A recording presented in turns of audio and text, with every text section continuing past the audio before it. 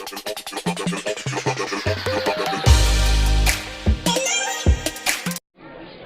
and gentlemen, just in case you are deaf, dumb, blind, stupid, or probably poor, my name is Maxwell Jacob Friedman. You can hear all about me and my best friend Cody Rhodes at AEW Insider. What's up, peeps? Welcome back. As always, I'm your host, Lee Bentz, and thank you so much for joining us on the YouTube edition of the AEW Insider.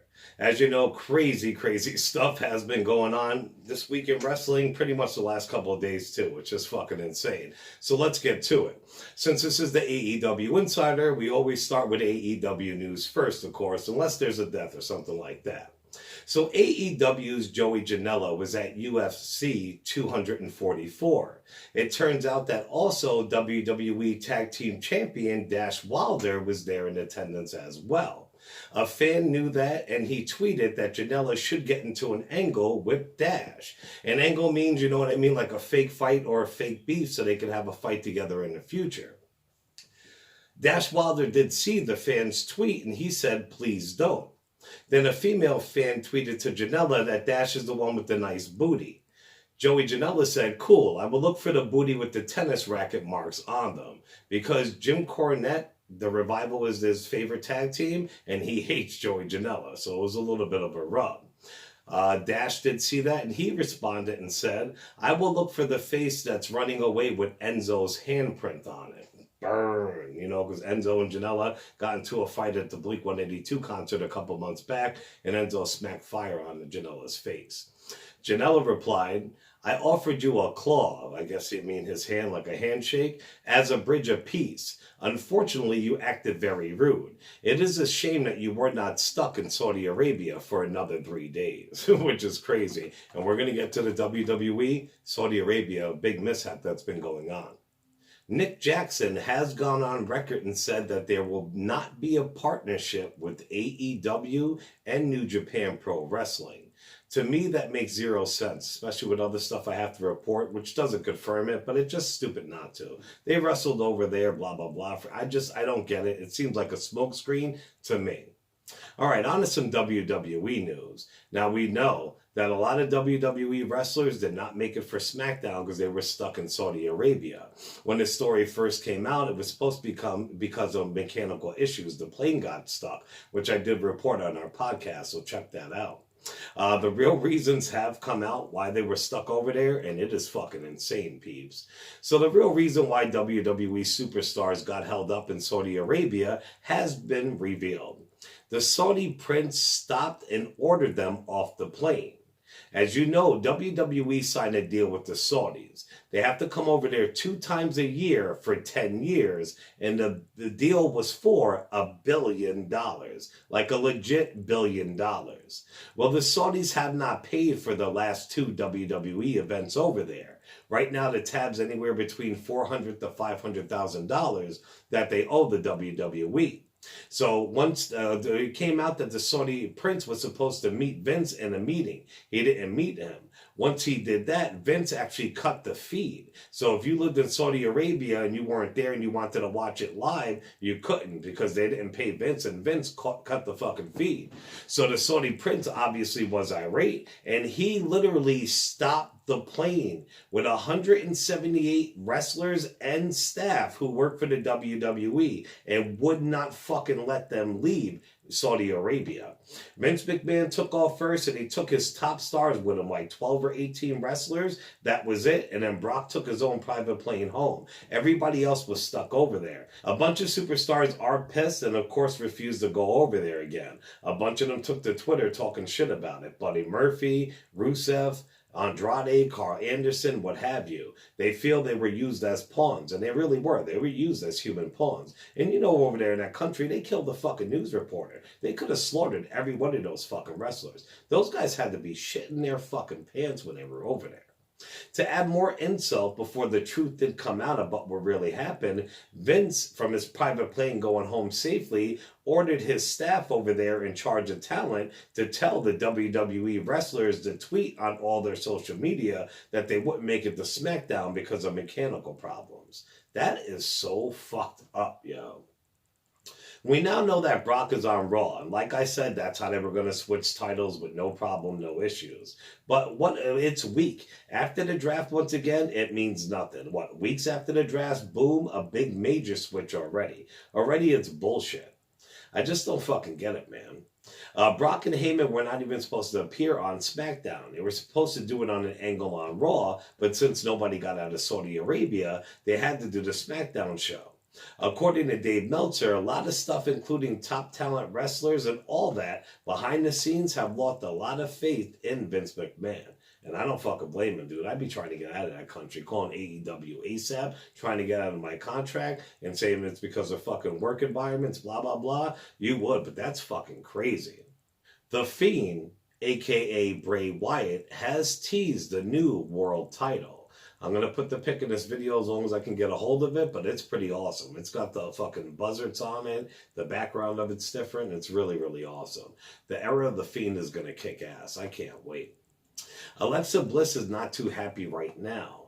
Last year at Crown Jewel over in Saudi Arabia, she was supposed to fight Natalya, but the Saudis wouldn't allow it. Well, Little Miss Bliss was pissed that she was not chosen this year to fight Natty, and actually, Lacey Evans was. Fans of Bayley on Twitter have made threats to dress up as her blow-up friend she used to bring out on stage. One of them already did, and they tweeted it on Twitter, and she was pissed off. She said in an interview that, if she sees anybody dressed like her old little blow-up friends, she's going to have them taken out of the arena. Also, WWE fans took signs that were for Bayley and for Sasha Banks. On the back of the signs, it said, "Screw all of you," which was just said a couple days ago on WWE TV. Well, their signs were taken away. And it's fucked up. It's okay for WWE to do it live to millions of people on TV, but you can't bring a sign to a live event that says the same thing. Ex-WWE and ECW Canadian legend Lance Storm has revealed that he will be returning to WWE as a producer. That's awesome. All right, New Japan Wrestling news real quick. It looks like Hiromu Takahashi is back.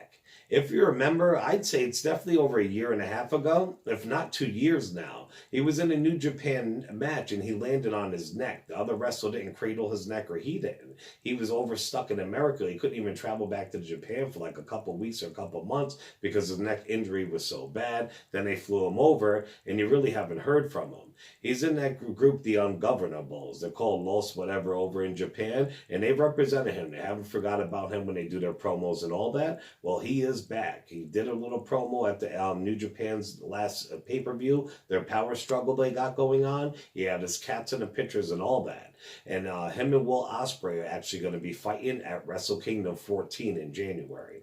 Wrestle Kingdom is New Japan's version of their own WrestleMania. And Will Ospreay, speaking of him, he pulled a sick-ass move during a match in Power Struggle. Hiromu's faction brother, Bushi, tried to spray Will Ospreay in the eyes with green mist. Ospreay literally grabbed him by the mouth, sucked the mist out of his mouth, and sprayed it right back in Bushi's face. It was fucking kick-ass. Chirs Jericho appeared in a video this morning at New Japan Power Struggle pay-per-view. It had a bunch of like New Japan guys or Japanese guys sitting there doing air guitar, acting like they were in a rock band, and then all of a sudden somebody just beat the living piss out of them. And when the camera panned up, it was the Painmaker, Chirs Jericho. And he did challenge Tanahashi to another match at Wrestle Kingdom 14 in January. And also, Kenny Omega went with his AEW partner, Rihu, over for a match in Japan this weekend. I've seen the clips. It was awesome. So definitely check all the New Japan stuff if you don't. If you don't follow them, you guys should. They're fucking insane. They curse. They do killer promos, post and before match. They're the fucking best. And that's what I mean about Nick Jackson saying he's not going to work with New Japan Pro Wrestling. It makes no sense. Look at everything that's going over there with it. Just a wrestling news story real quick. Ex-WWE employee Eric Bischoff has seen NWA Power. That's NWA's weekly YouTube show, which I've been talking about because it is kick-ass. This is what he had to say. He said, "I have seen it. Dave Lagana actually sent me a couple links of it the other day, and I did watch it. I was very impressed with it. But it's a YouTube proposition. It's not a television proposition. The audience for YouTube is going to be different than the general audience for television. I think what they're doing is unique enough in that way. It's presented that it can probably work for their goals. Now, would that same work on a major cable outlet? I don't think so. Well, UFC 244 took place this weekend, and as we know, The Rock was supposed to present the belt to the winner, but the match was called off due to blood. As always, hot-headed Nate Diaz had this to say when he was asked about The Rock once the event was over. Fuck The Rock. He's on that side. Fuck him. I'm on the West Coast side. Mike Tyson should have been here anyway. He's the baddest man on the planet. He should have been here. Right after he said, you guys caught me under a bad time, but The Rock's cool. I like ballers, but he picked the wrong side. He picked another side so he can get his ass whooped too. With all due respect, he can get his ass whooped too. He's got to be. He's from the same town and all that. He's got to be on the other people's side. He said, you're on his side? Fuck you, Rock. So that's insane. All right, peeps, that's it for this week. I thank you guys so much for joining me. You guys are the best. The podcast is doing awesome.